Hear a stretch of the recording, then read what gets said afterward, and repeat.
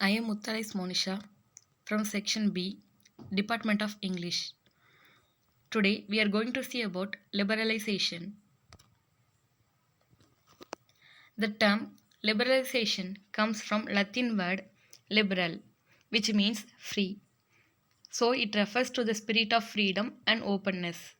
It aims to bring relaxation, flexibilities, accommodation of diversities, tolerance of others' interest.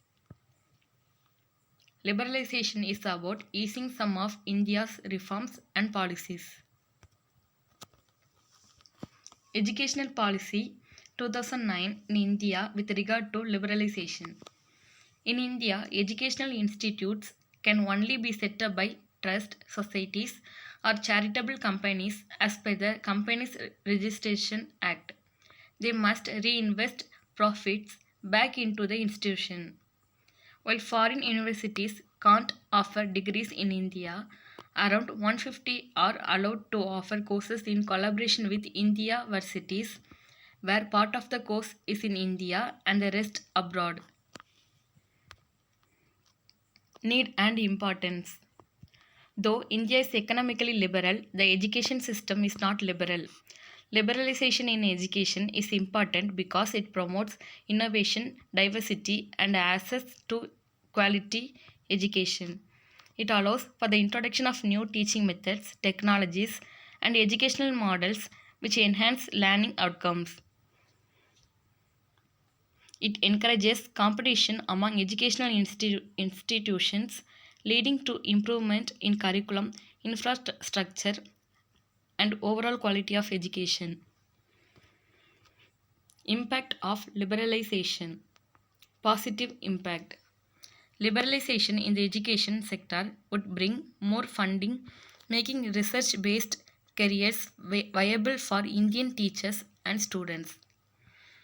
It will increase the supply of education, lowering cost and reducing the need for students to study abroad and saving money. Education sector can become a large chunk of economic source. Liberalization offers students an option of studying close to home. It corporates involvement would produce graduates with industry specific skills. Liberalization of education means more educated people, leading to faster technology and communication growth and a shift to an information based society. It lets students study locally with globally recognized degrees, reducing brain drain, which benefits the nation. Negative impact.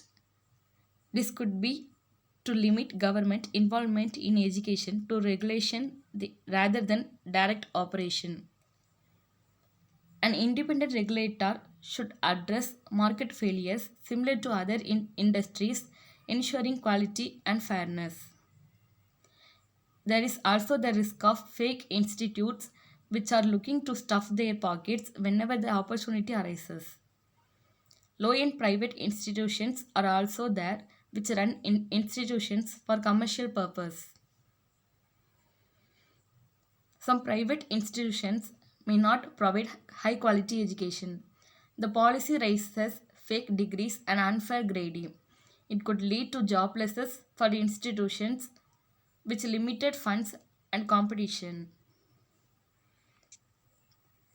Even the reputed ones will face competition as their national certificates will be less valued as compared to the world recognized certificates. What are the possible solutions? The government should be kept out of the education business partially, if not fully. It ensures fair distribution of resources to both public and private educational institutions to reduce inequality in access to quality education. An effective educational regulator in India like SEBI, the RBI or TRAI is also needed, which will regulate the capital markets, the banking sector, and the telecom sector respectively.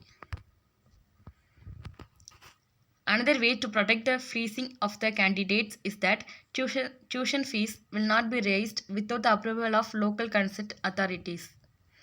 The institution will also be expected to submit the latest audit report of the accreditation agency. To avoid a kind of monopoly, the system will be made transparent and quick. In conclusion, this legislation would encourage transparency and accountability by international universities and organizations.